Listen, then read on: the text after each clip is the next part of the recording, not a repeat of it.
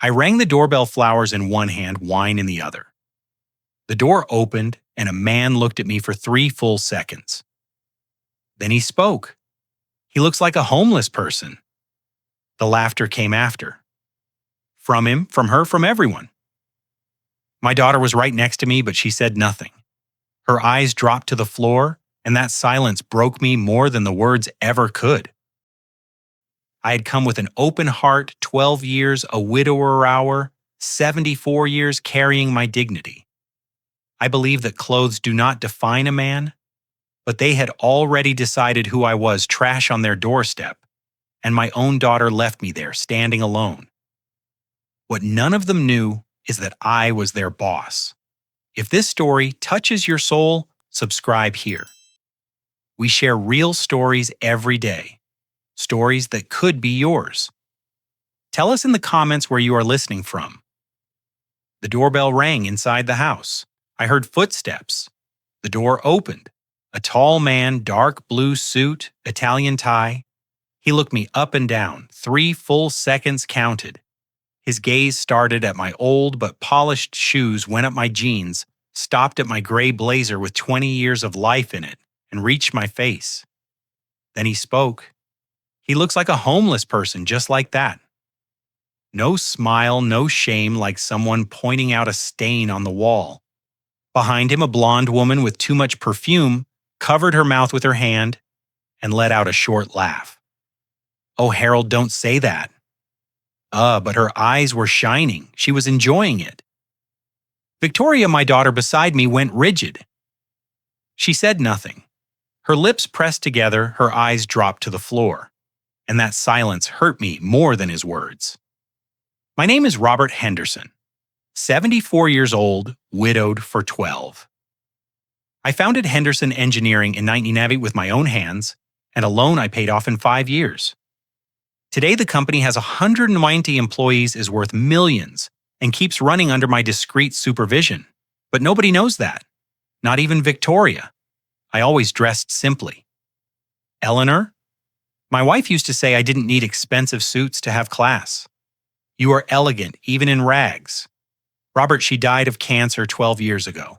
And since then, this gray blazer and these shoes I shine every Sunday are my uniform, my dignity. But there, standing in that doorway with white roses in one hand and a bottle of 1989 Cabernet in the other, I felt my dignity was worth nothing to them. Richard Evans appeared behind his parents, 35 years old, perfect smile, teeth, white as porcelain, my future son-in-law, junior accountant in my own company, although he has no idea. To him, the company has a committee of anonymous shareholders that approves everything. That committee is me. Only me.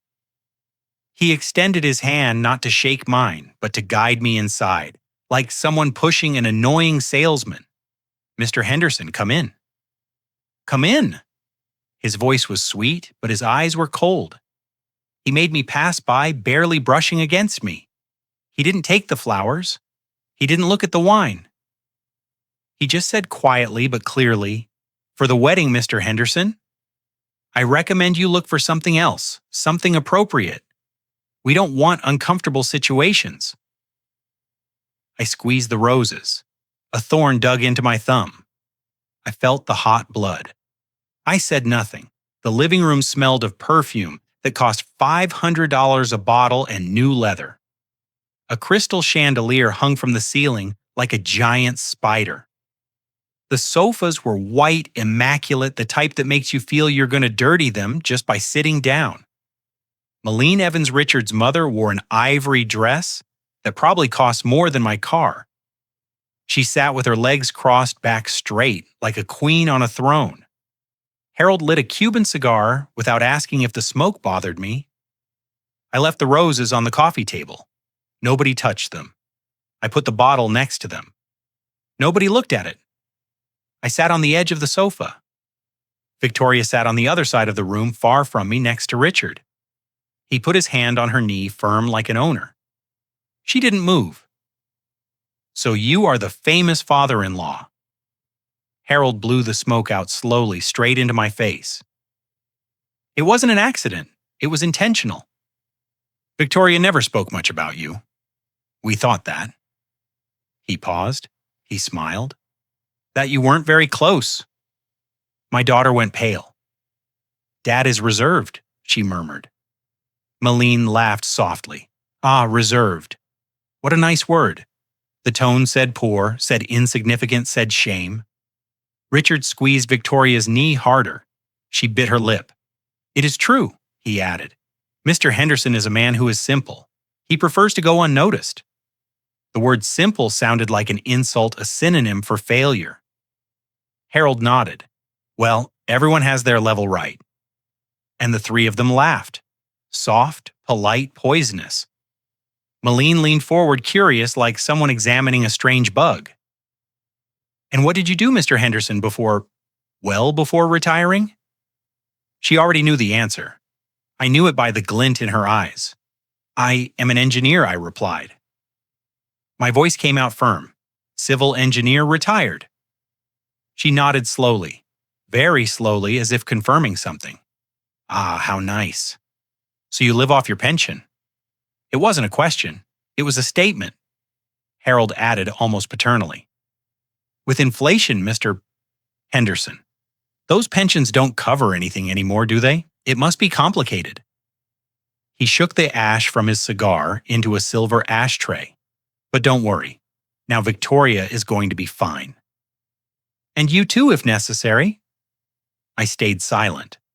Why do insults hurt more when you correct them? Victoria stood up quickly. I'm going to get water. Richard got up with her.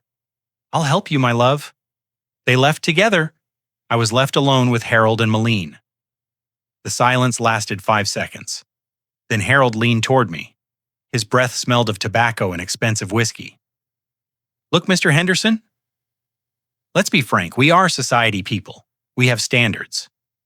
Richard has a good position, a good salary, important contacts.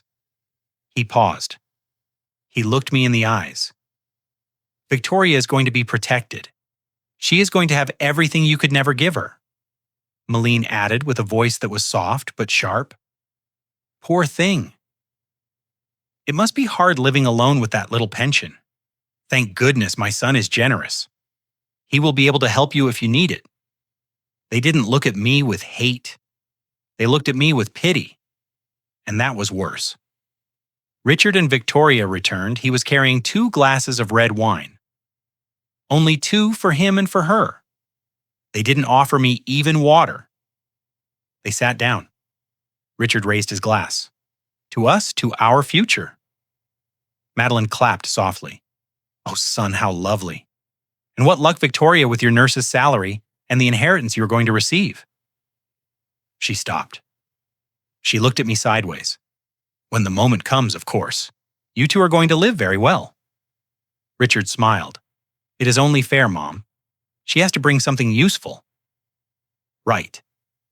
Not everything can be love, he laughed. Harold, too. Malene grabbed a napkin and dried her eyes as if the laughter were tears of happiness. Victoria looked at her glass. She didn't drink. Her hands were trembling slightly. I knew her. I knew every gesture. She was uncomfortable, ashamed. But she said nothing. I looked at my daughter. Really looked at her. She was 32 years old, a nurse. I raised her alone after Eleanor died. I paid for her college by selling extra projects on weekends. I taught her that respect is not bought, it is earned. That dignity is not in money. It is in how you treat others. And there she was, sitting on an Italian leather sofa, letting them talk about her inheritance, as if I were already dead, letting them treat me like trash without saying a word. Richard put his arm around her shoulders. She leaned into him. And in that gesture, in that surrender, I understood everything. My daughter was choosing between what I taught her and what they promised her, between dignity and comfort, and she was choosing wrong. I stood up slowly. My knees hurt a little. 74 years weigh on you. Thank you for having me, I said. My voice came out calm. Too calm. Harold didn't even stand up. He just nodded from his sofa. See you later, Mr. Henderson. Take care. Maylene smiled. God bless you.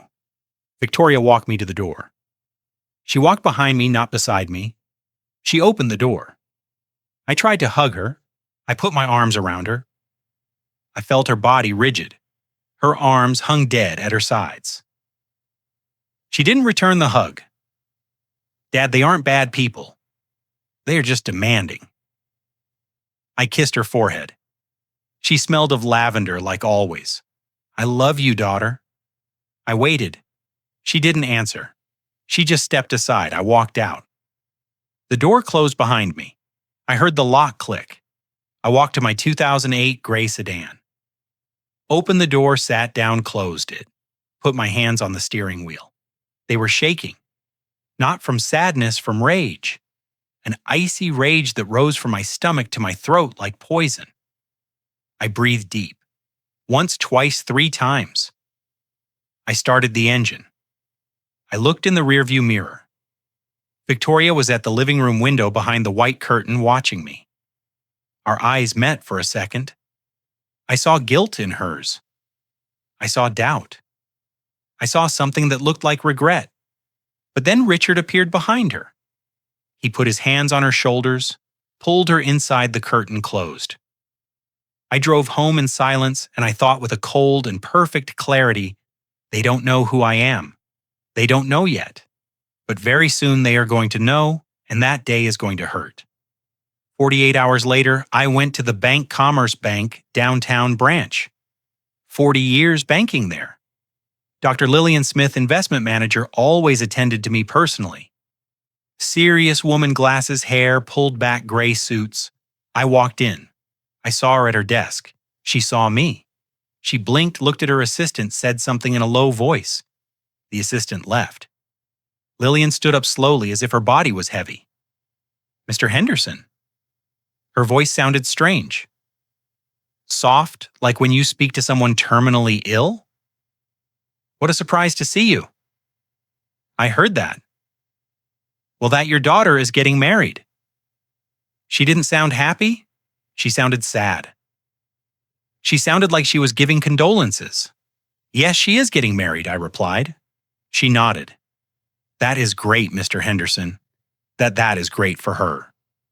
And I saw something in her eyes that froze me. Pity. Pure and simple pity. I sat in front of her desk. I asked for a withdrawal, $1,000 routine. She checked the screen, frowned. Mr. Henderson, are you sure about withdrawing this amount?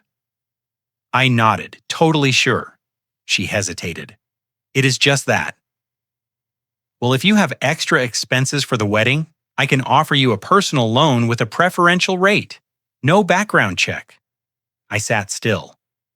I don't need a loan, Lillian, she insisted. Or we can make a temporary adjustment to your account. It is common in these cases. People of your age who she stopped. She did not finish. But I understood. People of my age who are struggling financially. I finished it for her. She turned red. No, I didn't mean yes, she did. Someone had told her I was broke. Someone had painted the picture of a finished old man who couldn't even support himself. I left the bank with the envelope in my hand at the door. 2 young employees were talking. One pointed at me with her chin. I heard perfectly. That is the father of Victoria, right?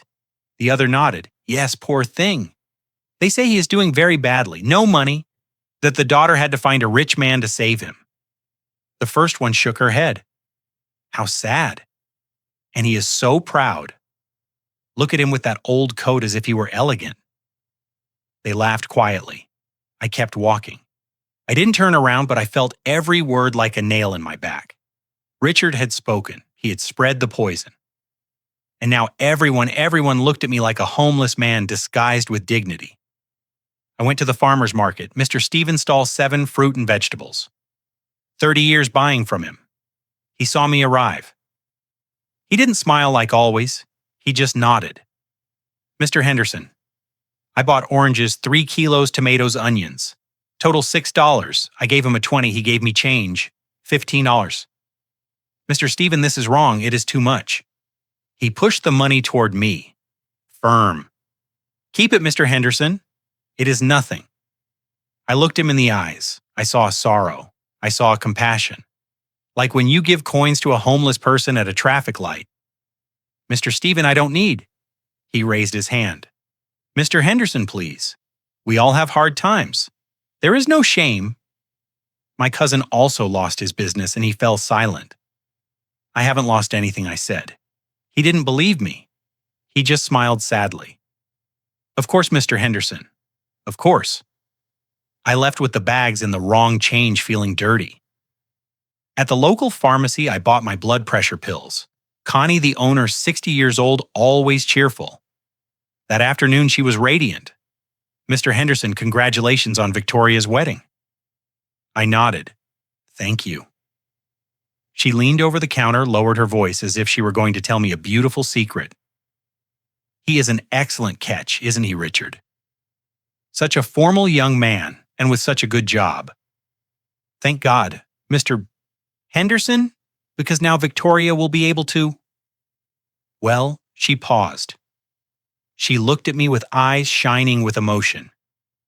"She will be able to take care of you too, as it should be. A daughter always takes care of her father, especially when he can no longer." She stopped. She didn't finish. But the phrase floated in the air like toxic smoke. "When he can no longer fend for himself. I paid $10. She only charged me $5. The discount is for being a frequent customer." She lied. I left without saying goodbye. I got home at 6 more in the evening. I left the bags in the kitchen. I sat in the living room. Eleanor's photo on the shelf looked at me. We took that photo in Cardana, 1993. She was 42. I was 51. We were smiling. We were happy. We had dignity. Nobody looked at us with pity. Then I grabbed the photo, ran my finger over her face behind the glass. "Eleanor," I said aloud to the empty house. "They are talking about me as if I were a beggar, as if I were worth nothing. And Victoria." My voice broke for a second. "Victoria lets them." I left the photo in its place. I sat there in silence, feeling Richard's lies spreading through my life, like black ink and clear water. At 7:15, the doorbell rang. I opened it. Grace, my next-door neighbor, 68 years old, a widow too. Eleanor's friend. She entered without waiting for an invitation. She had a funeral face. "Robert, sit down." Her tone was grave. I sat. She sat in front of me. "You need to know something. They are saying horrible things about you." I looked at her. "What things, Grace?" She took a deep breath, clasped her hands. "That you are ruined. That you lost all your money, that Victoria is going to have to support you. That you are Robert. They say you are confused, sick in the head, that you are not well." Every word was a hammer blow. "Who says that my voice came out harder than I wanted?" She shook her head. "I don't know exactly. Someone from Richard's family, or him, I don't know. But it is already all over the neighborhood, Robert. At the market, at the pharmacy, at church." Grace put her wrinkled hand over mine. Her eyes were wet. "Robert, do you need money? Because I have savings." "Not much, but something. And I can lend it to you. No interest, no papers, whatever you need." I looked at her. I saw the same thing as in the others. Compassion, pity, sorrow, grace, who had known me for 30 years, who came to all our Christmas dinners, who cried at Eleanor's funeral hugging me, who knew perfectly well that I had never asked anyone for anything. Now she was offering me charity. "I don't need money, Grace," I said. My voice sounded cold, cutting. "I'm perfectly fine." She nodded, but she didn't believe me. I saw it in her eyes. "Well, but if you change your mind, I am here for whatever it is." She stood up, kissed me on the cheek, left. I closed the door. I leaned against it, and I understood. Richard wasn't lying by accident. It was a strategy. It was brilliant, actually. Dirty, but brilliant. He was constructing a narrative painting me as a finished old man, confused dependent. What for? To isolate me so that when the moment came to distance Victoria from me, everyone would think it was for my own good, so that nobody would question when he took control of her life, of her money, so that Victoria herself would believe she was saving me, when in reality she was abandoning me. It was a perfect plan. And the worst part, it was working. The whole neighborhood already saw me differently as a victim, as a burden, as a problem that needed a solution. And that solution was Richard the Savior, the generous son-in-law, who was going to rescue the poor, homeless father-in-law. That night I didn't sleep. I sat in the armchair in the living room. Lights off, only the street light entering through the window. I thought about everything I had built. Henderson engineering the downtown skyscraper, 25 floors, the industrial complex, 3 warehouses, the water treatment plant certified internationally, 50 years of work, millions in accounts, a company that kept running under my discreet supervision, and Richard Jr., accountant in my company, earning a salary that I approved every month, had no idea that the committee of shareholders reviewing his work was me, only me. The irony hurt, but it also gave me something: power, a power I didn't know how to use yet, but I was going to use it. The phone rang, 11:30 at night, name on the screen. Victoria, I answered. Dad, low voice, almost a whisper. Yes, daughter. Silence. I heard breathing, heavy, nervous. Dad, I'm so sorry, they aren't always like this. It is just that, well, they are very demanding with appearances, but they have good hearts. Really, I closed my eyes. And you, Victoria? My voice came out calm, but cold. What do you have, a good heart or a good eye for appearances? Long silence. Dad. I just want to be okay. Is it so bad to want that? It depends, I replied. At the cost of what? She didn't answer. I heard voices in the background. Richard, who are you talking to, my love? Victoria hurried. I have to hang up, Dad. She hung up. The tone remained long empty, like everything. I left the phone on the table. I sat there in the dark with an icy certainty. My daughter had chosen, but not me. 3 days later, I decided to go to the company. I hadn't set foot in the offices in 6 months. I preferred to supervise from home, review reports, approve decisions by email signed as the board of directors. But I needed to see something with my own eyes.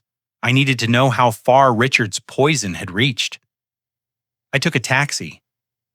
The building was on Constitution Avenue, 12th floor, blue glass, modern facade, Henderson Engineering. My name in silver letters at the entrance. I got out of the taxi. The doorman was new, young, impeccable uniform. He didn't know me. He looked at me like he looks at any elderly person walking slowly, with that mix of automatic courtesy and barely disguised impatience. Good morning. Where are you going? His tone was professional, but there was something else. Something that said, hurry up. I don't have all day. I am here to see the manager. Sophia. He checked a list on his computer. Do you have an appointment? I shook my head. No, but she knows me. He sighed. Picked up the phone, dialed, waited. Miss Sophia, there is a man here who wants to see you. Says he knows you. Pause. He listened. His expression changed. He looked at me with something new in his eyes. Pity. I understand. Thank you. He hung up. I am sorry, sir. She says she is in a meeting. If you want to leave your name and number, she will contact you later. It wasn't true. I knew by how he said it. Sophia wasn't in a meeting.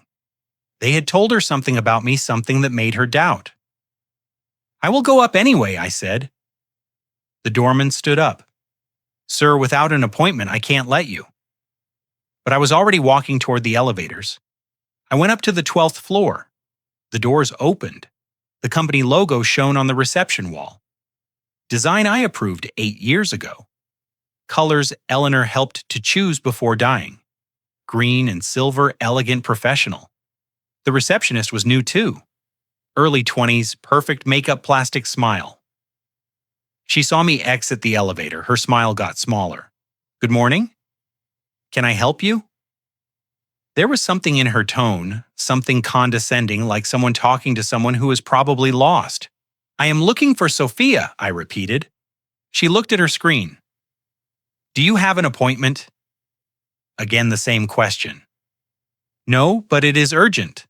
She sighed. Sir, without an appointment, I cannot. I approached the desk. Tell her Robert Henderson is here. She blinked.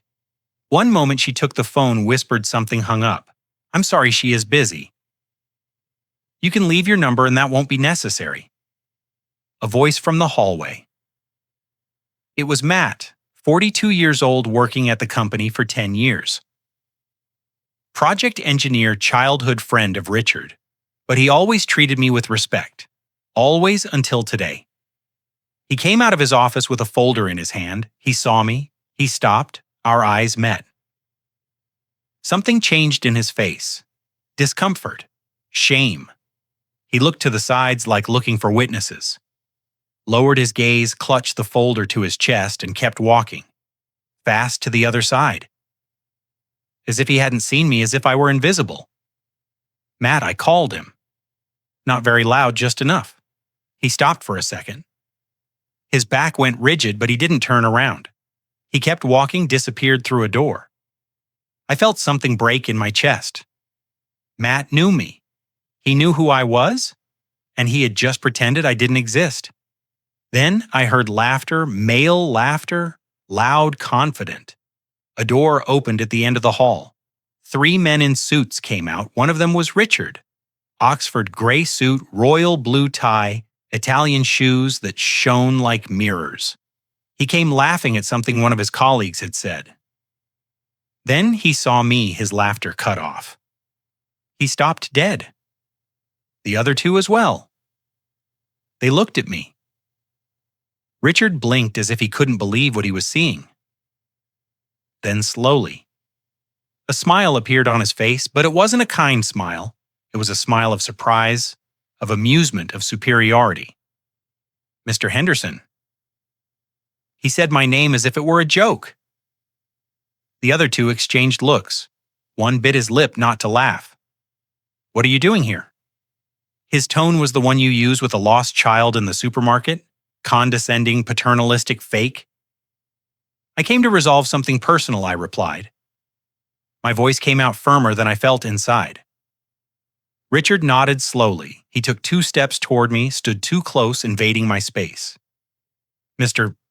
Henderson, this is not a place for you. Here we work. It is a serious company. One of the colleagues coughed to hide a laugh. Richard continued lowering his voice, but not enough for the others not to hear. If you need something, you can talk to me later in private. I handle the finances here. I can see if there is any aid fund for special cases. He said it as if he were offering me charity, as if I were an old sick employee looking for a handout. I felt the blood rise to my face, hot, furious. But I controlled myself. I breathed deep. I don't need anything. Thank you.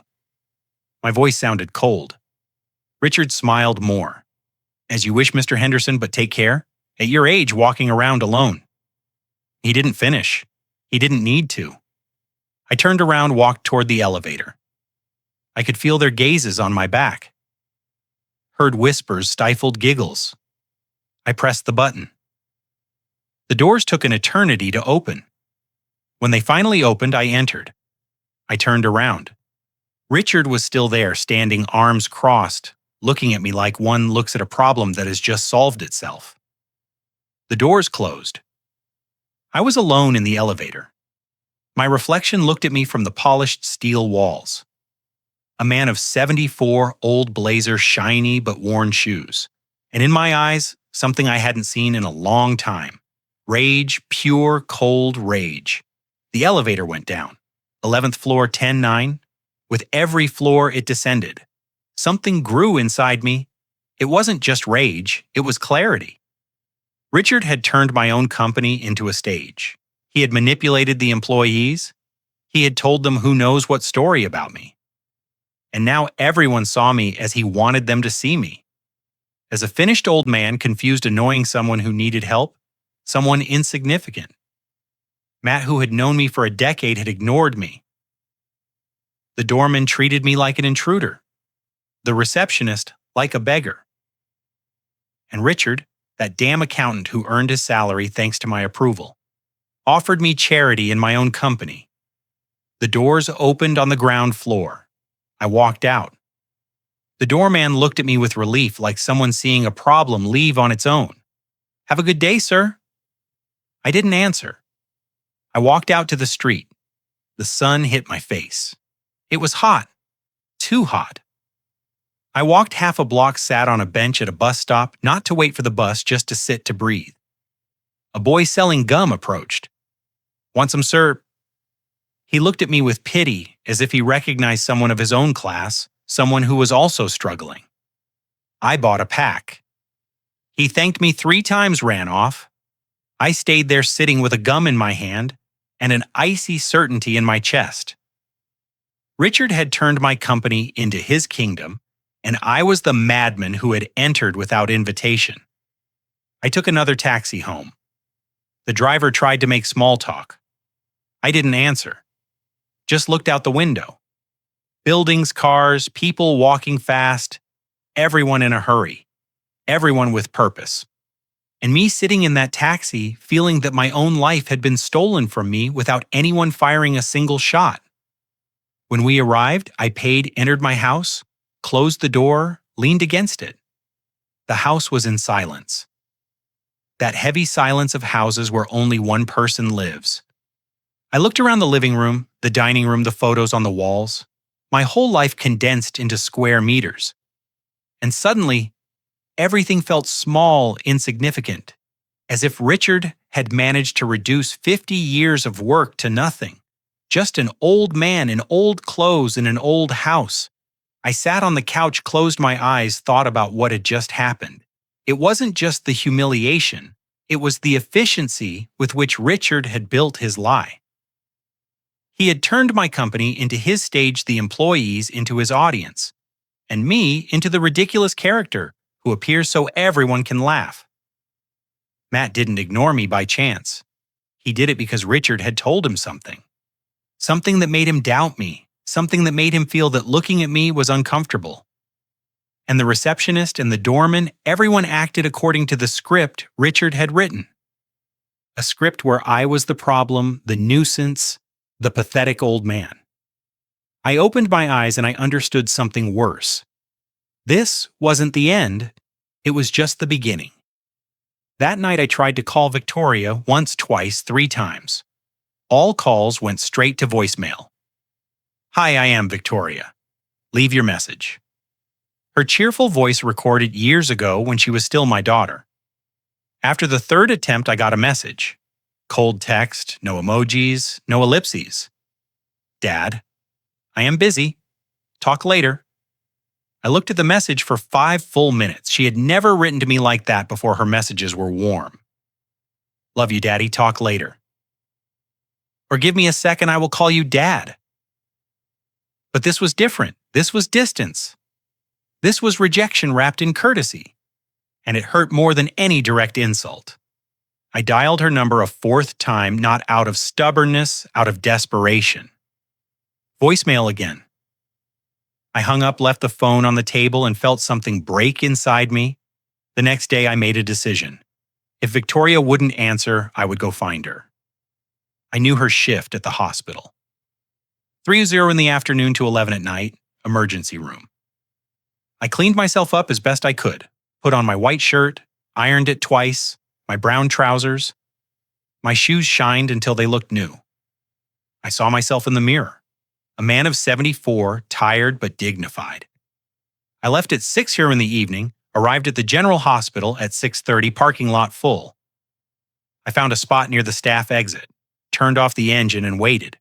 Waited like a father waits who doesn't know what else to do. Like someone drowning waits who just needs one person to see him, recognize him, offer a hand. At 7:15, I saw them. Victoria came out through the employee door, not alone. Richard was by her side. He was wearing a black suit, She, her nurse uniform, but with a jacket over it. They walked close, very close, talking about something. Victoria laughed. A laugh I hadn't heard in weeks. Richard said something else and she laughed louder, hit him on the arm. Playful, flirty. He pulled her towards him and kissed her. There in the middle of the parking lot, a long kiss. One of those that say, "You are mine." Victoria didn't resist. She let herself be kissed. And when they separated, she was smiling. Then she saw me. Her smile froze, died on her face, like a flower wilting in seconds. Her eyes widened. Her body went rigid. Richard followed her gaze. Saw me? His expression didn't change. He just smiled, a small smile, triumphant. Richard whispered something in Victoria's ear. She shook her head, he insisted. Squeezed her waist possessively. She finally nodded. Richard gave her a kiss on the temple and walked toward his car, a black BMW, new shiny. Victoria stayed standing there looking at me, not approaching, waiting for me to do it. I got out of the car, walked toward her. With every step, I saw her discomfort grow. Her arms crossed over her chest. Her weight shifted from one foot to the other. When I arrived in front of her, she didn't greet me. Just said in a low, intense voice, "Dad, what are you doing here?" She didn't sound worried. She sounded annoyed. She sounded ashamed, as if I were a stalker, a problem, a father who doesn't understand boundaries. "I wanted to see you, daughter." "You don't answer my calls." My voice came out softer than I wanted. Almost pleading, she sighed. Look back. Richard was inside his car, watching, waiting. "Dad, I already told you I'm busy. You can't just show up like this." She made a gesture with her hand, a gesture that encompassed the parking lot, the hospital. "Me like this." How I asked, she pursed her lips. "Like this without warning." "It looks like you were chasing me." The word fell like a stone. Chasing, as if I were dangerous, as if I were a threat. "Victoria, I am your father. I just want to talk to you." She shook her head. "Not now, Dad. Really, I have things to do." Richard honked the horn, once short, impatient. Victoria looked toward him, then at me, and I saw the choice in her eyes. "Victoria." I tried again. "I need you to listen to me." "Richard is." She raised her hand. "No, I'm not going to listen to this again." Her voice rose. "Richard warned me you were going to start with this, that you were going to invent things about him." I froze. "He warned you." She nodded. "Yes, he told me that." That sometimes older people get confused. That they create conspiracies where there are none. Every word was a knife. "Victoria, he is lying. He is manipulating." She shook her head hard. "No, he doesn't lie. He takes care of me, protects me." Not like she stopped, took a deep breath. "Not like you, who only makes me feel guilty." I stumbled as if I had been hit. Guilty of what she didn't answer. Just took a step back. I have to go." She turned around, walked toward the BMW. Richard opened the door for her from inside. She got in. The door closed. The car started, passed by me. Victoria looked straight ahead, not at me. Richard looked at me and smiled. I stood there in the middle of the parking lot with my hands hanging at my sides, feeling smaller than I had ever felt. A nurse walked by, looked at me strangely, continued on her way. A doctor ran out to his car, dodged me. Everyone was in a hurry. Everyone had somewhere to go, and I was there standing like a statue, like an ornament that no longer serves a purpose, and nobody knows where to put. I went back to my car, sat down, closed the door, put my hands on the steering wheel. I didn't start it, just stayed there, looking at the spot where the BMW had been the spot where my daughter had told me I was chasing her, that I made her feel guilty, as if loving her was a crime. I don't know how much time passed. 10 minutes, 20, an hour. The sky turned dark. The parking lot lights turned on. Finally, I started the car. Drove home on automatic. I don't remember the way. I only remember arriving, parking, entering, and finding Grace sitting on my stoop. Robert, thank God, I've been waiting for you for an hour. She looked anguished, worried. What is wrong, Grace? She stood up, grabbed my arm. We have to talk inside. We went in. I closed the door. She didn't sit. She remained standing, nervous, clasping and unclasping her hands. Robert, I heard something horrible. I don't know if it is true, but she stopped. Tell me, I encouraged her. She took a deep breath. Richard is saying that you asked him for money, that you are in debt, that you begged him not to tell Victoria. I closed my eyes. The lie kept growing. That is a lie, Grace. My voice sounded tired. Defeated, she nodded. I know.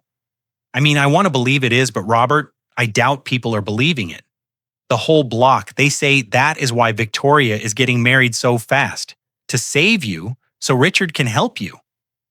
I felt nauseous, literally. My stomach turned. Who else says it? Grace shook her head. I don't know. A lot of people at the store at the bakery. Connie told me today. She said it was a pity that you had been a hard-working man, but that life sometimes breaks anyone. She came closer, put her hand on my shoulder. Robert, tell me the truth. Are you okay? Financially? I looked her in the eyes. I am perfectly fine. She wanted to believe me. I saw the effort, but the doubt was there, planted, growing. Grace left after insisting that if I needed anything at all, I just had to ask. I closed the door behind her, walked to the bedroom, my room, the room I shared with Eleanor for 30 years. I sat on the bed. Her photo was on the nightstand. I grabbed it. Eleanor. I whispered. They are taking our daughter from us. My voice broke and I don't know how to stop it. I ran my finger over her face in the photo, her smile frozen in time. Richard is smarter than I thought. He is building a lie so big that nobody believes me anymore, not even Victoria. I put the photo back, lay down, looked at the ceiling. The shadows of the trees outside danced on the white plaster, and for the first time in 12 years since Eleanor died, I felt something worse than loneliness. I felt defeat. I closed my eyes, but I didn't sleep. My mind wouldn't stop.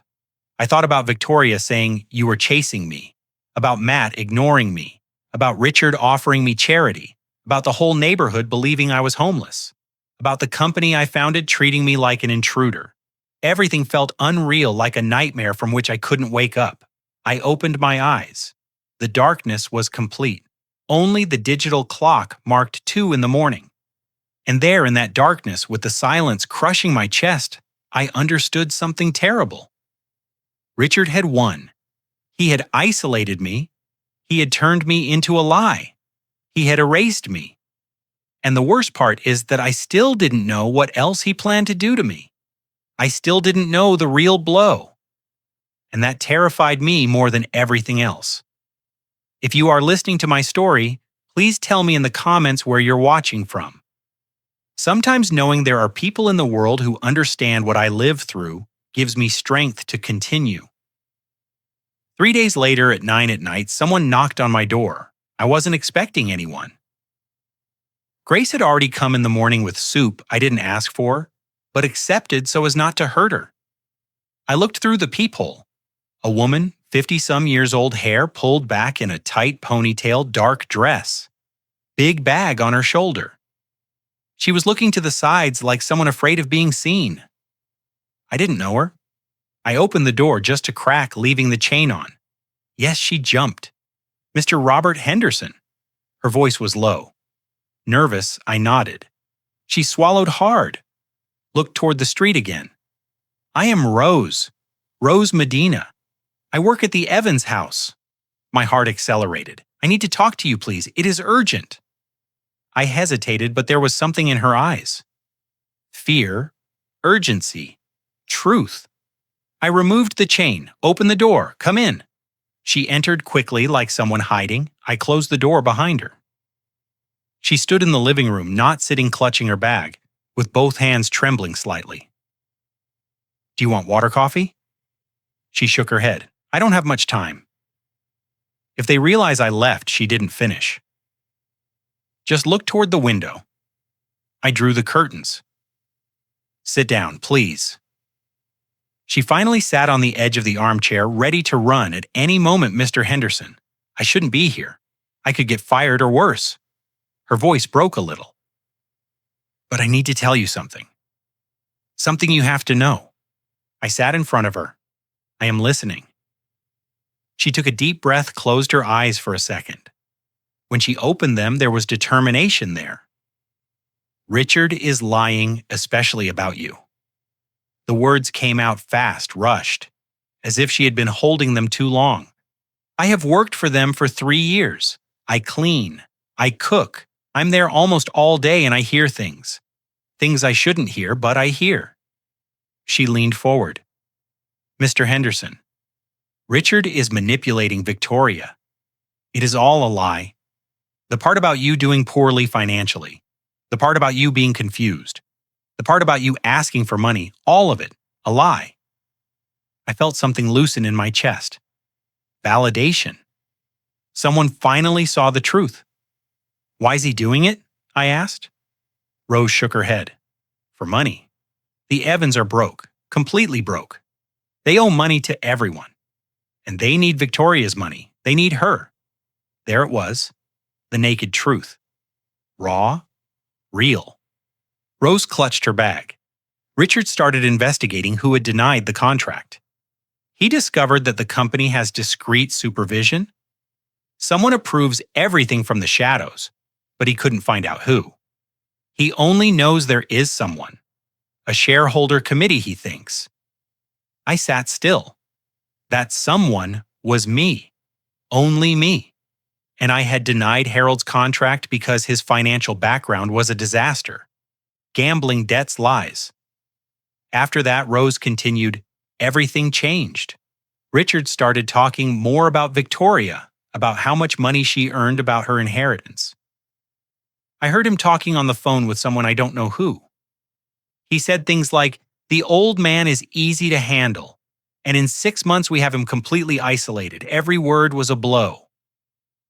He started inventing things about you, telling his parents, his friends, people at work that you were sick, confused, poor, all so that when the moment came, nobody would question anything. My stomach contracted. What moment? Rose looked me straight in the eyes.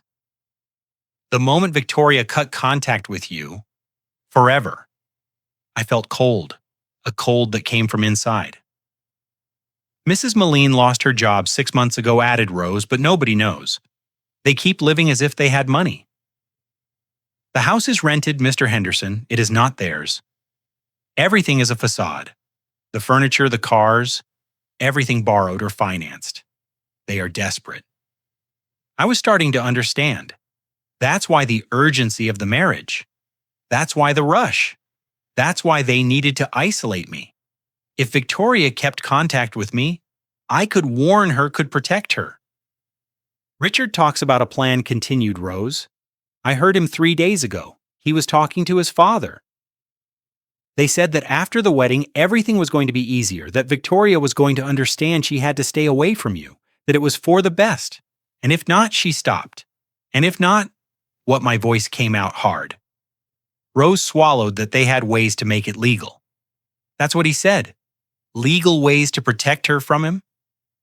The words floated in the air like poison. Legal ways. What did that mean? Rose searched in her bag, took out a folded paper, handed it to me with trembling hands. This was on Richard's desk in his office in the house.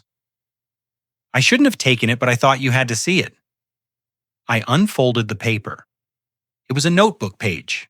Man's handwriting, Richard's handwriting, and what I read froze my blood. Plan, Phase 1, isolate the old man, create incapacity narrative. Phase 2, quick wedding. Phase 3, control of Victoria's assets. Phase 4, declaration of incapacity of the father-in-law if necessary. Inheritance secured. I read the paper 3 times. Each time it hurt more. Each word was the confirmation of my worst nightmare. It wasn't paranoia. It wasn't old man's confusion. It was real. Richard had planned everything.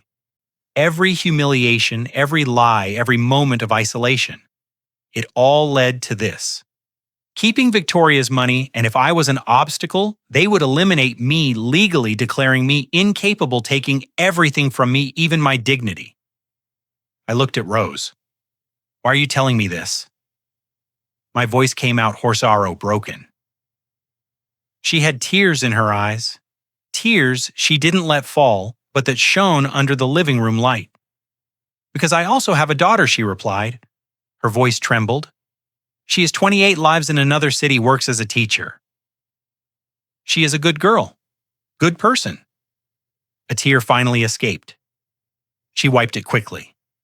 And if someone tried to do to her what Richard is doing to Victoria, if someone manipulated her like that, used her like that, she couldn't finish. Closed her eyes, took a deep breath, opened them. I would want someone to warn me. I would want someone to see the truth and tell me. Even if it were dangerous, even if I could lose my job, I would want to know. She looked at me with an intensity that hurt. You seem like a good man, Mr. Henderson. You don't deserve this. And Victoria, she doesn't know what is happening. She is a victim too. She stood up quickly. I have to go. If they notice I am missing, they will suspect. She walked toward the door. I followed her before leaving. She turned around. Mr. Henderson, be careful. Richard is dangerous, not violent, but calculating cold. He has everything planned. She opened the door, looked outside. The street was empty. Thank you, I said. My voice barely came out. She nodded. Save your daughter, please, because she doesn't know she needs to be saved. And she left, walking fast, disappearing into the darkness of the night. I closed the door, leaned against it, with the crumpled paper in my hand. And for the first time in weeks, I felt something different. It wasn't hope yet, but it was something. It was ammunition. It was truth. It was proof. I sat in the armchair, turned on the lamp, read the paper again and again and again. Every word etched into my memory. Isolate the old man, create incapacity, narrative declaration of incapacity of the father-in-law if necessary.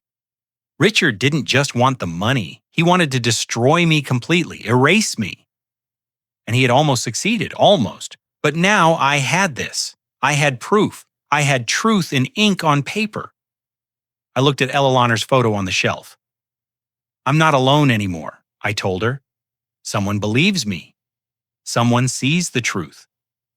I folded the paper carefully, put it in my desk drawer, locked it, and I started to think for the first time in weeks.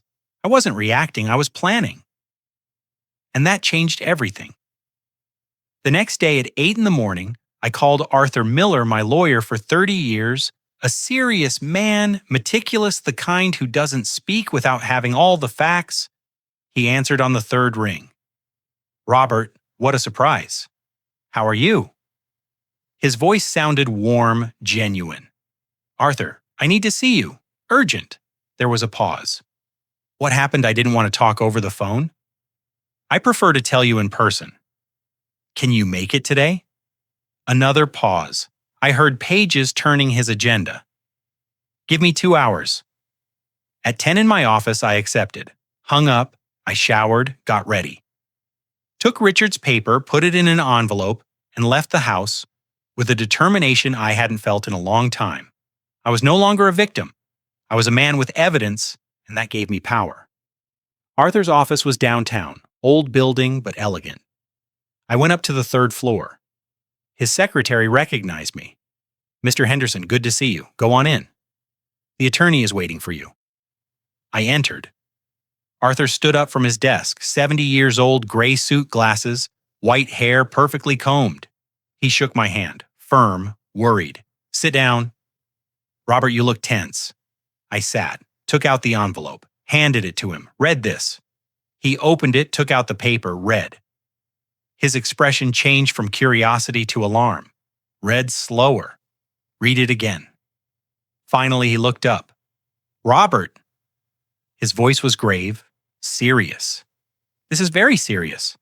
I nodded. I know. He left the paper on the desk, took off his glasses, rubbed his eyes. "Where did you get this?" I told him everything. Rose's visit. Richard's lies, the manipulation, the isolation, everything. Arthur listened without interrupting. When I finished, he stayed silent for a long moment. Then he spoke.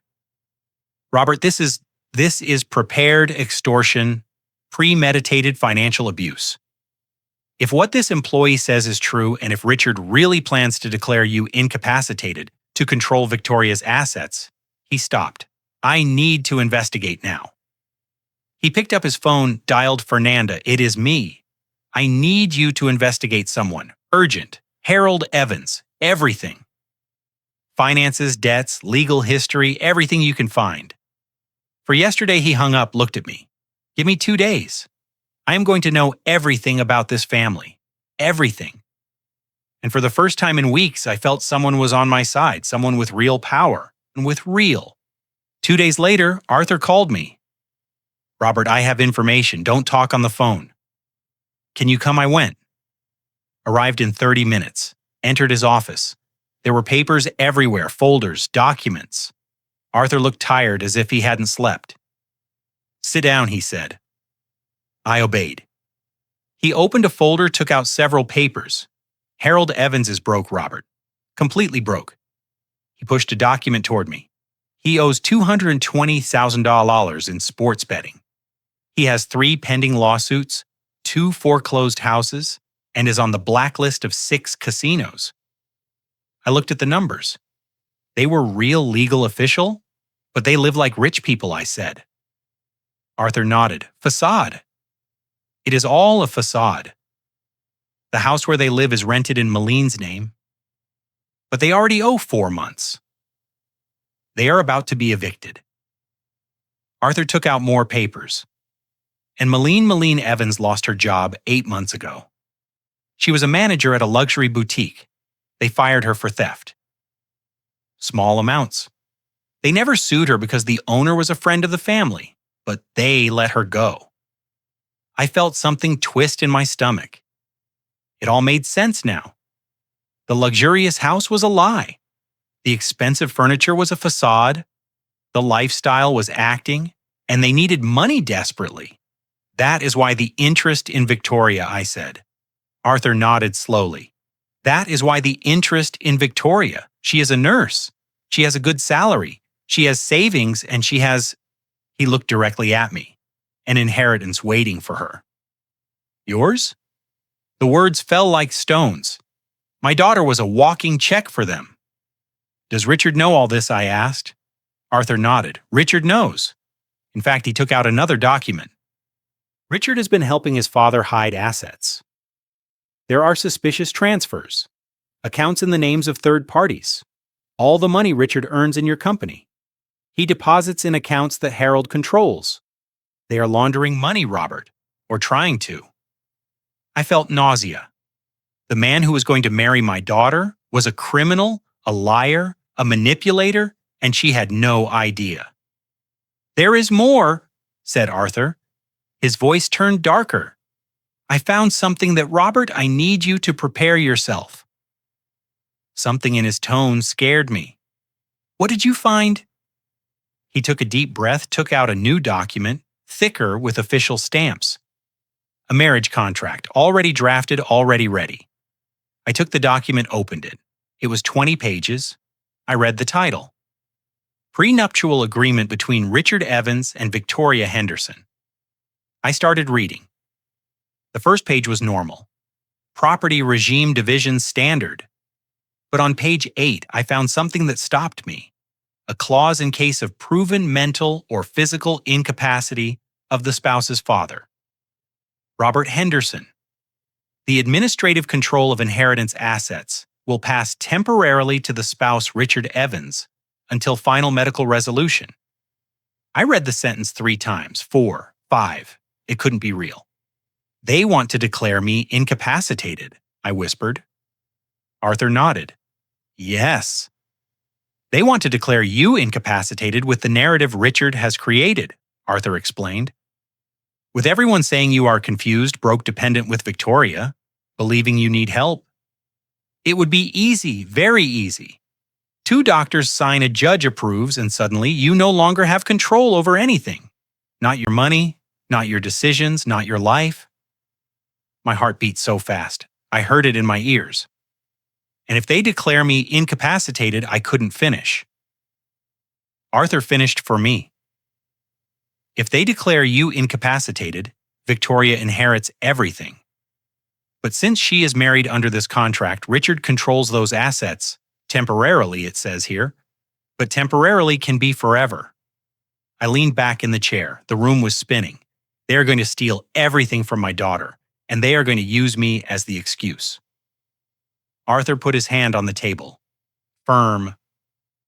Robert, listen to me well. This is serious. Very serious. But you have something they don't know you have. I looked at him. What evidence, time in me? He leaned forward. They are not married yet. There is still time, but we need to act fast. We need stronger proof. And we need Victoria to see the truth. I felt lost. Arthur, she won't listen to me. She thinks I'm crazy, that I am jealous, that I am inventing things. He nodded. I know. That is why we are not going to tell her. We are going to show her with facts, with documents, with evidence she cannot deny. There was determination in his eyes. Does Victoria know about this contract? I asked. Arthur shook his head. I doubt it very much. They haven't shown it to her yet. They're going to do it days before the wedding, when it is already too late to back out. When is the wedding? Asked Arthur. I felt my stomach drop. In 3 weeks, Arthur went pale. 3 weeks? My God, we don't have time. He stood up, started walking from one side to the other, thinking, calculating. We need more proof. We need testimonies. He stopped, looked at me. We need that employee, Rose. She can testify. She can confirm everything. I shook my head. No, I am not going to put her in danger. If Richard finds out she spoke. Arthur raised his hand. You're right. Okay, then we work with what we have. The paper, the financial documents, the marriage contract. It is enough. It has to be. He looked at me with a seriousness that scared me. Robert, are you ready to fight? Because this is going to get ugly. I looked at all the papers on the desk. Proof of lies.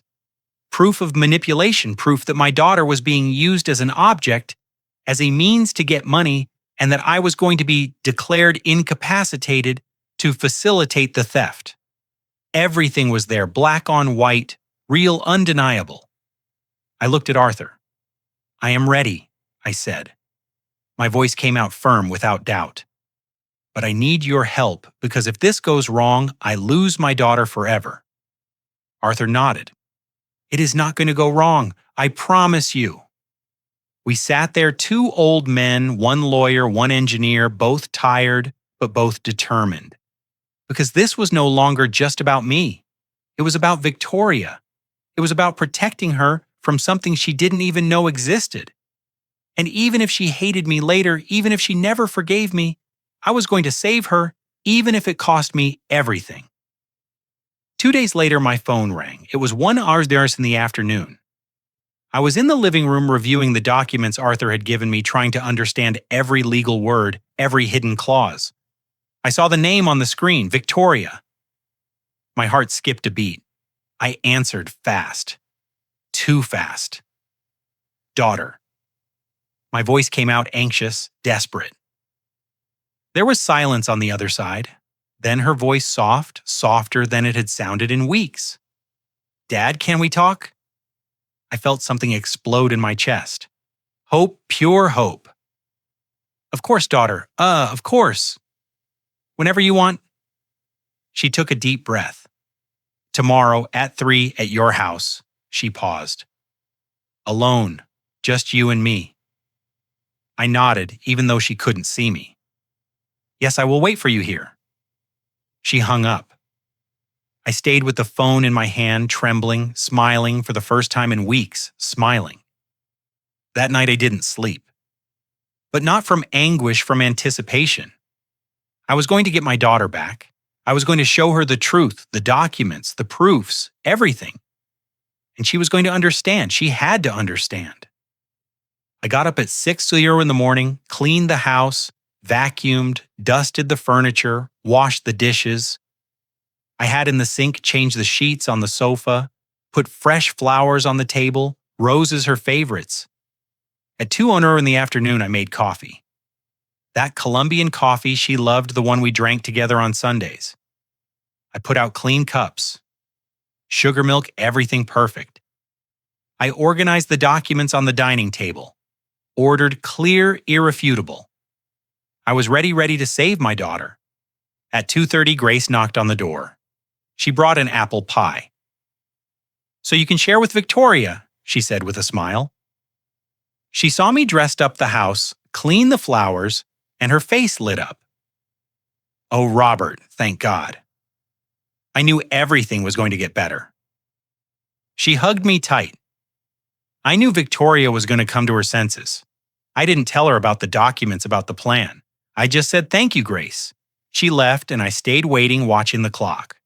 2:45, 250, 2:55. Every minute felt like an hour. Finally, at 3 hours exactly, I heard a car stop outside. My heart accelerated. I stood up, smoothed my shirt, breathed deep. The car door closed steps toward my house, knocked on the door, I opened. Victoria was there, but something was wrong. She wasn't smiling, her eyes were serious, cold. Behind her on the street was Richard's black BMW, engine running, him inside watching. Victoria entered without greeting me, without kissing me, without hugging me. She just walked past me and sat on the sofa, rigid, with her back straight, hands on her lap. I closed the door slowly. "Daughter, are you okay?" She didn't look at me, just nodded. "I'm fine, Dad." Her voice was flat, without emotion. I sat in front of her. I made coffee. "The one you like?" She shook her head. "I didn't come to drink coffee." Silence. A heavy silence that filled the whole room. "Victoria." She raised her hand. "Let me speak first." She took a deep breath. "Like when you were about to jump from a high place. Dad, Richard, and I are going to get married next month. Everything is already arranged." I nodded. "I know, daughter." "That is why I need." She interrupted me, and we decided something about the wedding. She bit her lip for the first time. I saw doubt in her eyes, but then she looked toward the window, toward the BMW, toward Richard, and the doubt left. "We decided it would be better if you didn't come." The words fell like hammer blows, one by one. My voice came out broken. She didn't look at me, looking at the floor. "It is better this way, Dad. For everyone." I felt the world spin. "Victoria, I am your father." She nodded. "I know, but things are difficult. And Richard says that it would be uncomfortable." I stood up. My legs barely held me. Uncomfortable for whom? She finally looked at me, and in her eyes I saw something that destroyed me. Shame. She was ashamed of me. For his family, Dad. They are formal. And you. She didn't finish. She didn't need to. I understood perfectly. My old clothes, my way of speaking, my way of being. Everything was an embarrassment to her. Now, Victoria, listen to me. I walked to the table, grabbed the documents. "I have to show you something. It is important. It is about Richard, about his family." Her eyes narrowed. "No, Dad." Her voice hardened. "Richard warned me you were going to do this, that you were going to invent things about him." My stomach contracted. "Invent, Victoria? These are proofs, real documents." She stood up. "I don't want to see them." Her voice rose. "I'm not going to listen to more lies about him." I walked toward her, documents in hand. "Daughter, please just look at this. Just read." She stepped back as if I were dangerous. "No," she screamed. "Richard told me exactly how you were going to act. He said you were jealous, that you don't want me to be happy." That she stopped. Tears in her eyes, but not from sadness, from rage. that you're manipulating me because you can't stand being alone. Every word was a knife. I stood there with the papers in my hand, feeling smaller than I had ever felt. Victoria, I never. She shook her head. Enough, Dad. Enough. She wiped the tears with the back of her hand. This is my life, my decision. I tried to get closer, tried to hug her. I put the papers on the table and extended my arms. Daughter, please. She took a step back, raised her hands. Don't touch me. The words froze me. Don't touch me. My own daughter. My own. The girl I raised. The one I cared for when she had a fever. The one I carried when she scraped her knees. The one who cried on my shoulder when Eleanor died. Now she didn't want me to touch her. Victoria. My voice broke. She shook her head, picked up her bag. I am sorry, Dad, but this is my decision. Richard makes me happy. His family accepts me, and I need that. She walked toward the door. After the wedding, we're going to take some distance for a while. Richard says it is important that I need space to grow. She opened the door. Goodbye, Dad. Victoria, wait. I walked behind her, went out to the street. Richard rolled down his car window, smiling. Victorious. Victoria got into the BMW. I approached, tapped on the window. She didn't look at me, looked straight ahead. Daughter, please, just listen to me. Just Richard revved the engine. She still didn't look at me. Victoria, I love you. I have always loved you. Everything I did was for you, nothing. Silence. The car started moving. I walked alongside it, Victoria. The car accelerated. It left. Disappeared down the street. I stood there in the middle of the street alone.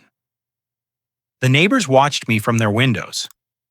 Connie shook her head, pity in her eyes. I returned to my house walking slowly like a zombie. Entered, closed the door. The coffee was cold on the table. The roses were starting to wilt. The documents were still there. Ordered, useless. Everything I had prepared, everything I had planned, nothing had worked. I sat on the sofa in the same place where Victoria had been sitting. I could still smell her perfume. Lavender. I put my face in my hands, and for the first time since Eleanor died, I cried. I cried like I hadn't cried in 12 years, with sobs that shook my whole body, with a despair that drowned me. I had lost. Richard had won. He had taken my daughter from me, and she had let him. She had chosen, and she hadn't chosen me. I don't know how much time I spent there crying. The sun set, the house darkened. I didn't turn on the lights, just stayed there in the dark, with the weight of failure crushing me. Then in the middle of the darkness, I heard Eleanor's voice, not real in my memory. Robert, when everything seems lost, that is when you have to be strongest. I closed my eyes, breathed deep, and something changed. It wasn't acceptance. It wasn't peace. It was something else. It was rage. Cold rage. Calculated. Victoria didn't want to listen to me. Fine. She wasn't going to listen. She was going to see. She was going to see with her own eyes who Richard really was. And even if she hated me later, even if she never forgave me, I was going to save her. Even if it was the last thing I did the next day at 7 in the morning, I called Sophia Rayal, the manager of my company. 50-year-old woman, serious, efficient, loyal. She answered on the second ring. Hello? Her voice sounded sleepy. Sophia, it is Robert. I need to see you. Urgent. There was silence. Then her voice changed. Alert. Mr. Henderson, what happened? I didn't want to explain over the phone. Can you make it today? After hours in your office alone? She didn't hesitate. Of course, at 7 tonight I will be there. I hung up. Then I called Arthur. I need you to come with me tonight to the company. It is time to act. He understood immediately. I will be there. There was no turning back. This was going to end one way or another. At 6:30 in the evening, I arrived at the company. The building was almost empty. Only security and some employees working late. I went up to the 12th floor. Sophia was in her office, light on. When she saw me enter, she stood up fast, walked toward me, and hugged me tight like a sister. Mr. Henderson. My God. What happened? Richard is walking around saying horrible things about you. She pulled away, looked me in the eyes. That you are sick, confused, that you're inventing stories? I didn't believe a word of it. But she stopped. I saw tears in her eyes. I'm so sorry, Mr. Henderson. I should have looked for you sooner. I should have. I raised my hand. It is not your fault, Sophia. Richard is very good at lying. I looked at her. Can I trust you? She didn't hesitate. To the death. I told her everything, every detail, from the humiliation at the Evans house to Rose's visit. Arthur's documents, the plan to declare me incapacitated, the marriage contract, everything.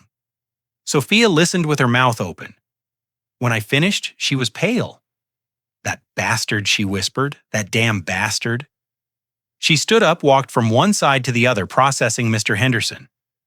He has been snooping in confidential files. I thought it was for a project. He asked me for access to shareholder records.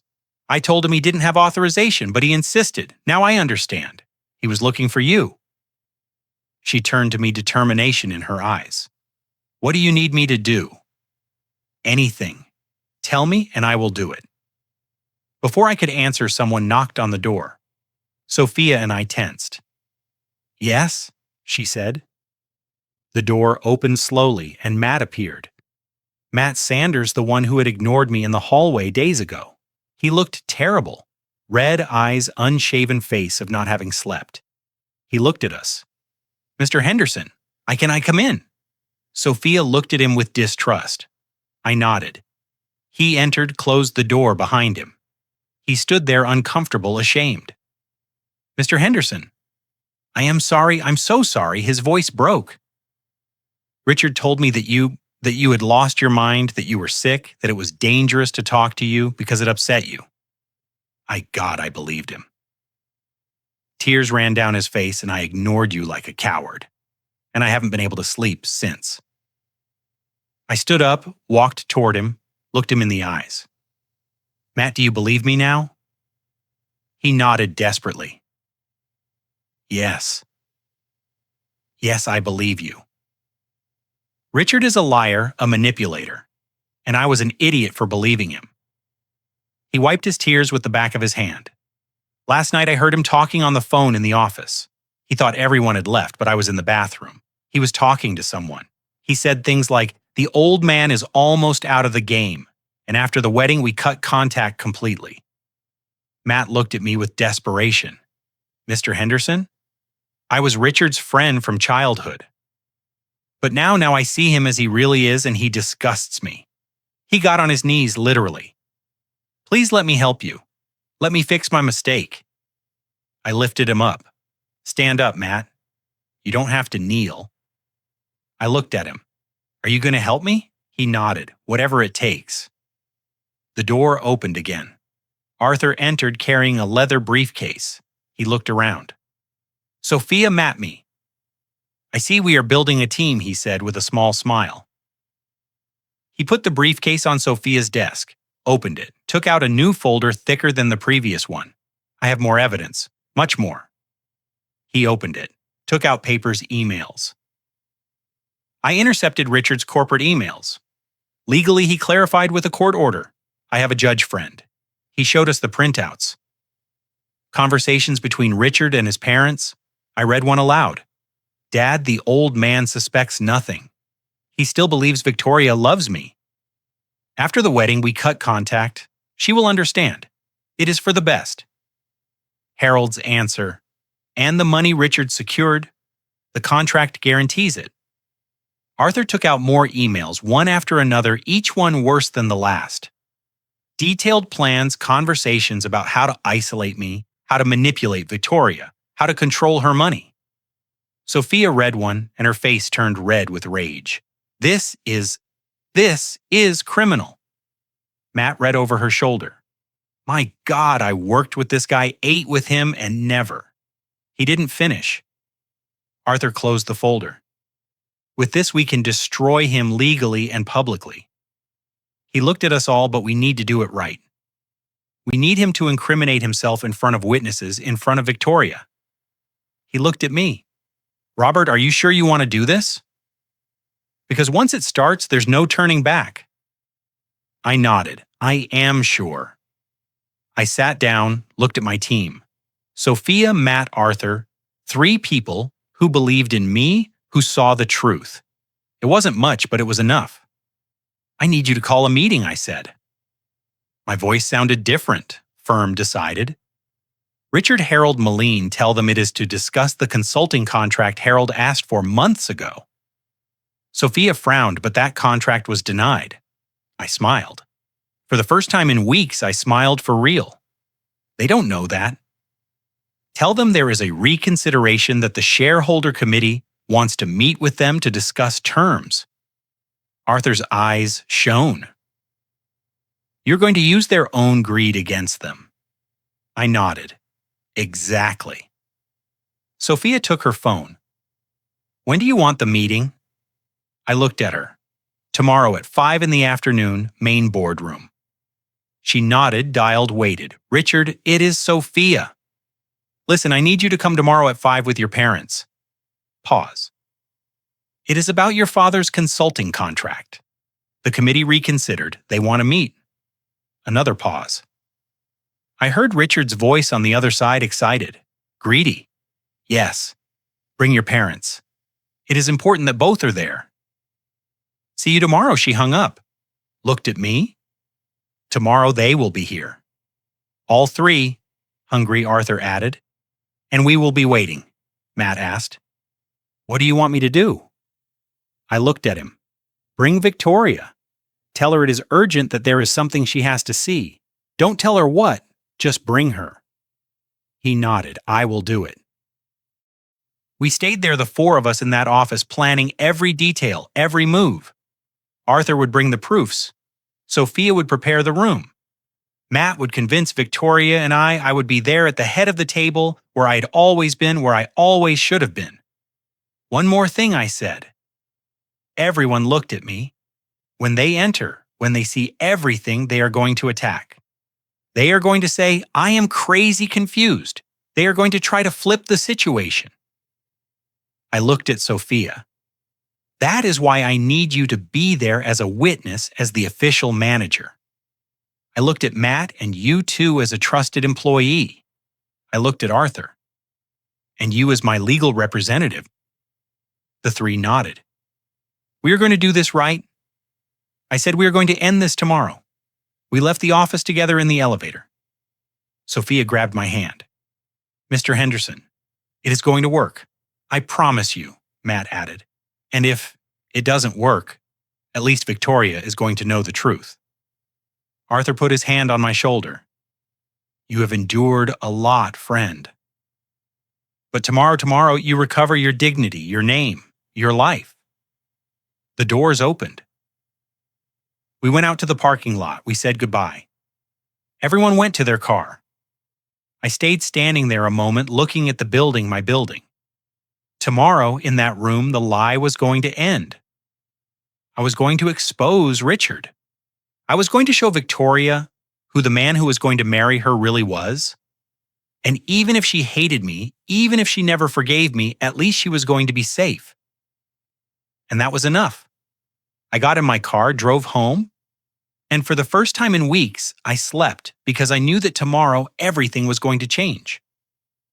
5 in the afternoon, main boardroom mahogany table we bought in 2005, 12 leather chairs, large windows, with a view of the city. I was sitting at the head, where I had always sat. Sophia to my right, Arthur to my left, Matt standing near the door. Everyone in silence waiting. My heart beat strong but steady. It wasn't fear, it was anticipation. The glass doors were closed, but I could see the hallway. At 5:05 I saw them arrive. Richard in front. New Oxford gray suit, royal blue tie shoes that shone confident smile. Behind him, Harold and Malene, he in a black suit, she in a pearl dress and pearl necklace that was probably borrowed. They came hungry, greedy, ready to sign their economic salvation. Richard opened the door, entered, smiling. "Good afternoon, Sophia." "Thank you for—" He stopped, saw me. The smile frozen on his face. He blinked as if he couldn't believe what he was seeing. Harold and Malene entered behind him. They also stopped. The three of them stood there in the entrance, looking at me as if they had seen a ghost. Richard was the first to speak. His voice came out tense, confused. "What is this old man doing here?" "He didn't say my name," he said. This old man, as if I were an object, a nuisance, an error in his perfect day. Harold looked at Sophia. "What is going on?" "You said the committee?" Sophia interrupted him. She stood up, voice firm as steel. "The committee is here." Sophia pointed at me. "This old man is Robert Henderson, founder and absolute owner of Henderson Engineering." The words fell like bombs. Richard blinked once, twice, his brain processing. "Impossible," he said, laughed nervously. "The owner is a shareholder committee. I reviewed the documents." He stopped. His face started to pale. Sophia continued relentlessly. "There is no committee. There never was. There is only Mr. Henderson. He approves everything, the contracts, the salaries, the denials." She looked at Harold, including the denial of your husband's consulting contract. Harold went white. Malene grabbed her husband's arm, her fingers dug into the fabric of his suit. Richard shook his head. "No, no." Then I saw it, the exact moment he understood. His eyes widened, his mouth opened. He whispered, "Shit." I sat calmly. Let the silence grow. Let it fill the room like water. Finally, I spoke. My voice came out low, calm, without rage, just facts. "Richard, do you remember the contract your father asked for 3 months ago, industrial consulting? $200, $1,000 a year." Harold swallowed hard. I saw it in his throat. "It was denied," I continued. "By me personally, I took out a folder, opened it for lack of financial ethics. I pushed a paper toward them. Sports betting debts in 6 casinos, 3 fraud lawsuits, 2 foreclosed houses." I looked Harold straight in the eyes. $200,000 in debt, Harold. "Did you think I wasn't going to investigate you?" His face crumbled. Malene started to tremble. Richard took a step toward the table. You can't what?" My voice remained calm, but there was steel underneath. "Can't protect my company from dishonest people. Can't investigate who requests million-dollar contracts." I stood up slowly. "I am the owner, Richard. I can do whatever I want." Arthur stood up too, put another folder on the table. And there is more. He opened it, took out papers. Many papers. Malene Evans fired for theft 8 months ago. The house where you live rented 4 months overdue. The finance furniture in default. Every word was a blow. Malene started to cry quietly, tears running through her expensive makeup. Harold tried to speak. This is defamation. I am going to." Arthur interrupted him. "You are going to sue. Go ahead. All these documents are public, legal, verifiable." Richard changed strategy. His face softened. Tried to smile. "Mr. Henderson. Look, I think there is a misunderstanding." He took a step toward me, hands open like someone surrendering. "I didn't know you were the owner. If I had known." He stopped, breathed. "Can we fix this civilly?" I looked at him. "Fix what exactly, Richard?" He hesitated. "Well, the thing about my father, the debts. We can what I interrupted. Can pay with what money?" Silence. Of course, I continued. "With Victoria's money, with her inheritance, with the assets you were going to control." After declaring me incapacitated, I said it. Finally, I said it out loud. Richard froze. I don't know what you were talking about." Arthur put another paper on the table. Marriage Contract Clause 7 in case of incapacity of the spouse's father. He didn't need to finish. The door opened. We all turned. Victoria entered, confused, scared. Matt had delivered. He had told her it was urgent, that there was an emergency at the company, that her father needed her to come. She looked at us all, at me, at Richard, at her parents, at Sophia, at Arthur Dad. Her voice came out small. "What is happening?" Richard reacted fast, walked toward her. "My love, this is a misunderstanding. Your dad is—" I raised my hand. "Victoria, sit down." She hesitated, looked at Richard. He whispered something to her. She shook her head, walked toward the table, sat down. "Far from Richard." "Dad, you scared me." "Matt said it was urgent." I nodded. "It is urgent, daughter." "Very urgent." I pushed the first folder toward her. "I need you to read this." Victoria looked at the folder, then at me. "What is it?" "Read it," I repeated. My voice was firm but soft. She opened the folder, started reading. Her eyes moved fast, left to right, line by line. I saw the exact moment she understood. Her face changed from confusion to shock. She kept reading 1 page, 2 pages, 3. Her hands start to shake. She read the marriage contract. The clause read, Harold's debts, Malene's thefts. Read the emails, the conversations, the plans, everything. When she finished, she put down the papers, stayed still, in silence for 10 full seconds. Nobody spoke, nobody moved. Then slowly she looked up, looked at Richard. "Is this true?"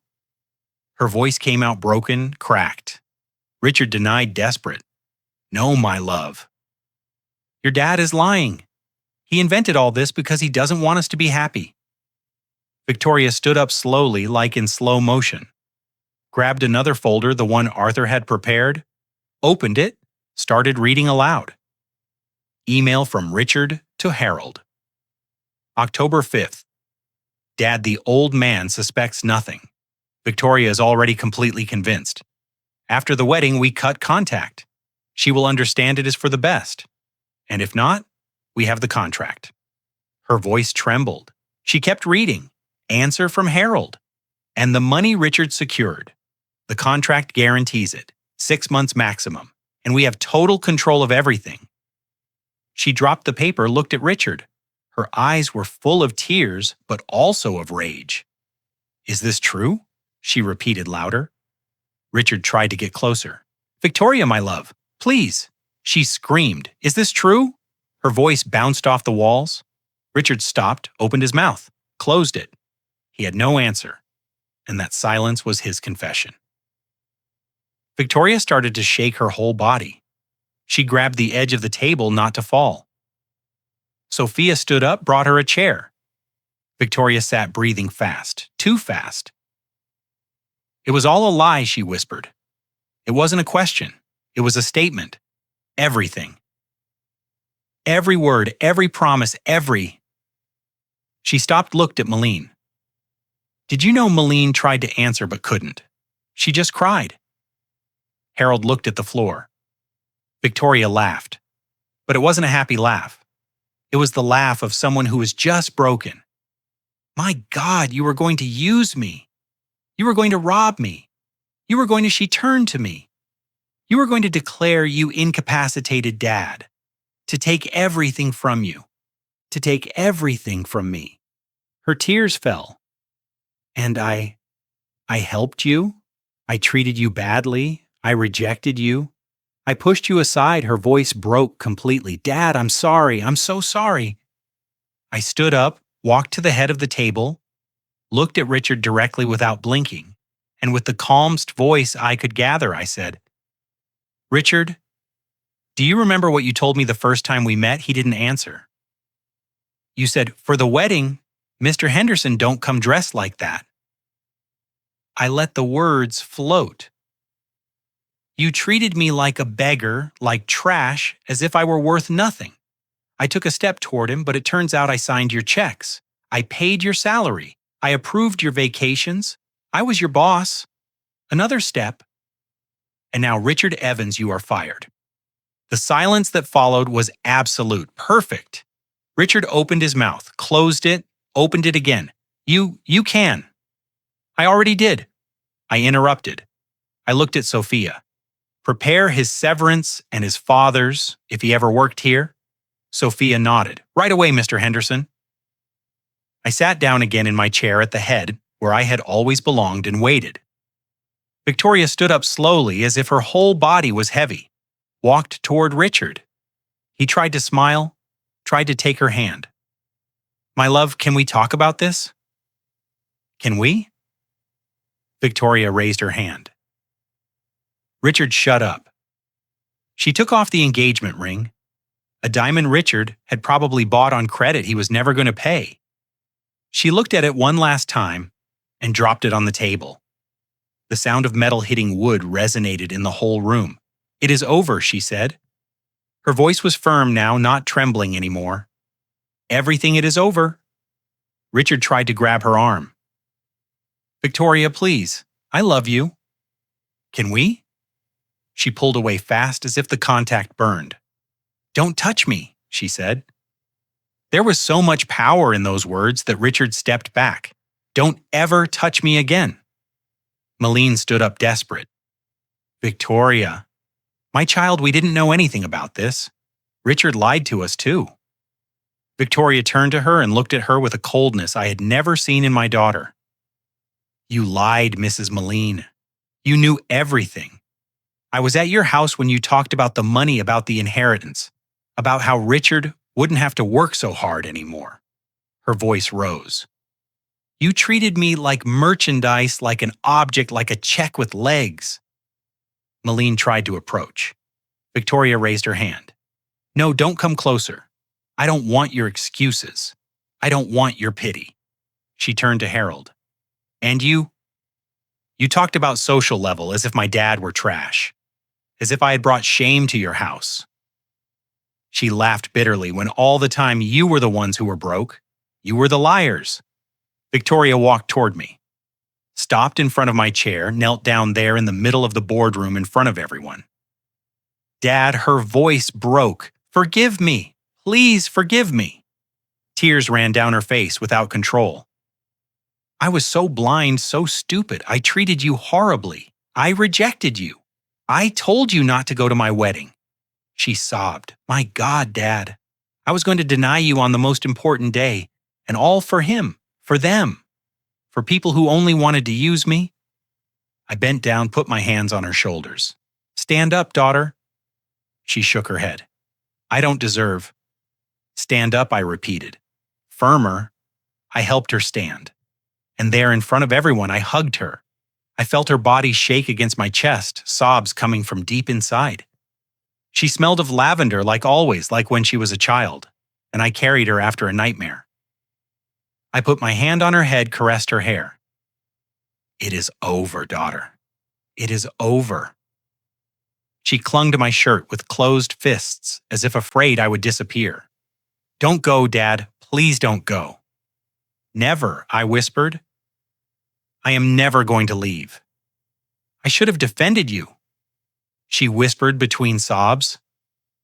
From the first day when they called you a beggar, when they made fun of you, I should have stood up and defended you. But I didn't. I was ashamed of you. Every word hurt her to say.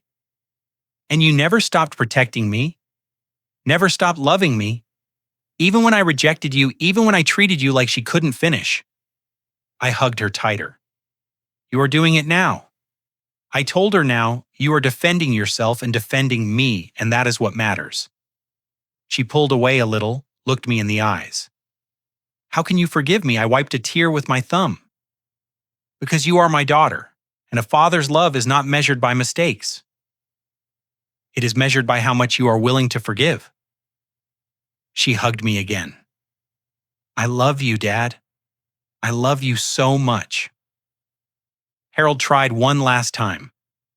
Look, this is all a misunderstanding. We can reach an agreement civilly. His voice sounded less sure now, desperate. Arthur stood up. There is nothing to agree on, Mr. Evans. Your son is fired. You're on the blacklist of this company, And if you try any legal action, we have enough evidence to countersue for fraud manipulation and attempted financial abuse.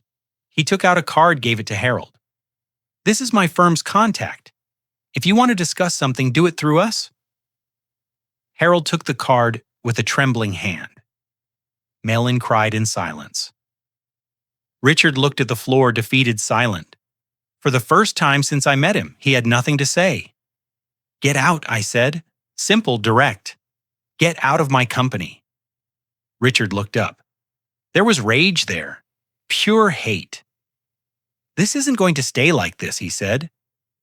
His voice had poisoned. I am going to what Sophia interrupted him. You are going to defame me. Lie about us. Go ahead. But remember that now every company in the industry is going to know why you were fired. Good luck getting a job. Matt, who had been quiet the whole time, spoke. And I'm going to make sure personally that everyone knows what kind of person you are, Richard. We were friends. Not anymore. Richard looked at him with hate. Traitor. Matt didn't flinch. No, I am the one who should have spoken sooner. Richard clenched his fists. For a second, I thought he was going to try something violent, but no, he just turned around and walked out. Harold and Malin followed him. The door closed behind them. When they went out into the hallway, I saw a figure standing near the elevator. Rose, she had a rag in her hand pretending to clean a window, but she wasn't cleaning anything, just watching. Our eyes met. She had tears in her eyes.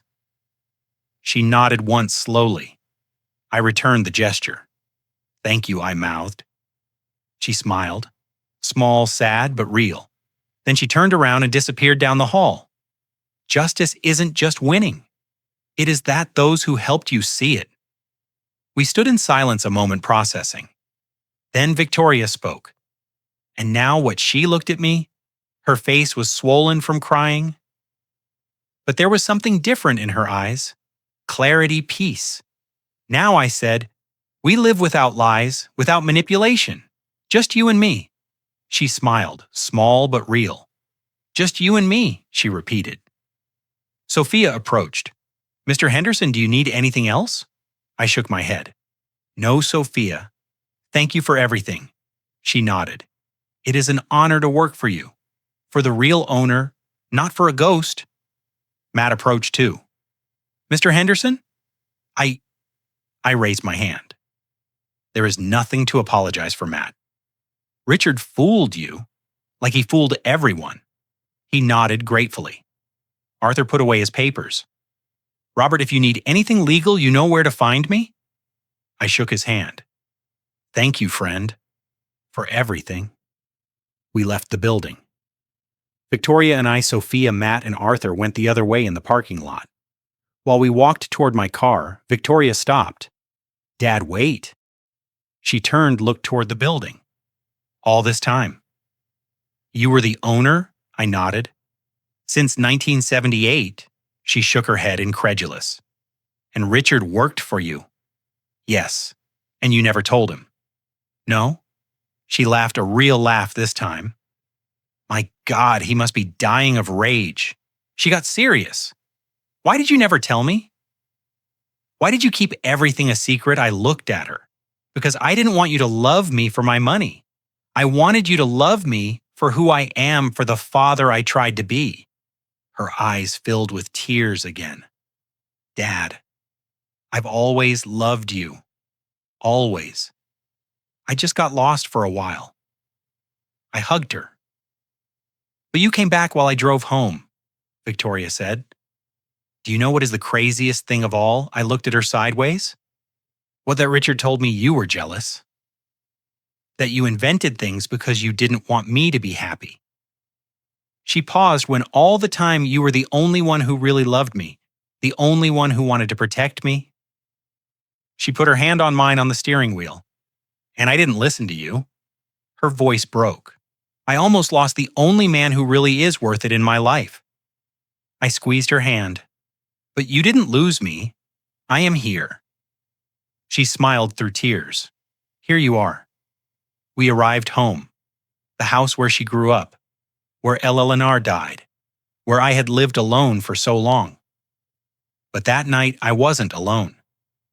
My daughter was with me, and that was all I needed. We entered. Victoria looked around. Nothing changed. She said, "Everything is just like when Mom." She stopped, looked at Eleanor's photo on the shelf, approached, grabbed it. "She would be disappointed in me," she whispered. I shook my head. "No, she would be proud." "Because you realized, because you defended yourself." Victoria put down the photo. "Do you think she knew that one day I was going to need to learn this?" I approached, stood next to her, looking at my wife's photo. "Your mom always said the world was going to test you, that people were going to judge you, but that if you kept your dignity, if you knew who you were, nobody could take that away from you." I looked at Victoria today. "You recovered your dignity, daughter, and that is what matters." She leaned on my shoulder. "Thank you, Dad, for not giving up on me. And now to you who listened to me until the end. Let me tell you something. I learned that people are going to judge you by your clothes, by your car, by your house, by how much money they think you have or don't have. They are going to look at you and decide your value in seconds. But do you know what? That is not your real value. Your value is here in the chest, in who you are, when nobody is watching, in how you treat people, and how you love, and how you forgive. My value was never in my old clothes, nor in my millionaire company. It was in that I never stopped loving my daughter. I never stopped fighting for her, even when she didn't want me to fight. And if there is someone in your life who judges you only by appearances, who makes you feel less, who uses you, let them go. Because the people who really love you see beyond all that. They see you complete, and you already let go of someone who only judged you by appearances? Or are you still holding on to someone who makes you feel small? Think about it. If this story touched your heart, leave us a like, subscribe to the channel, and comment down below.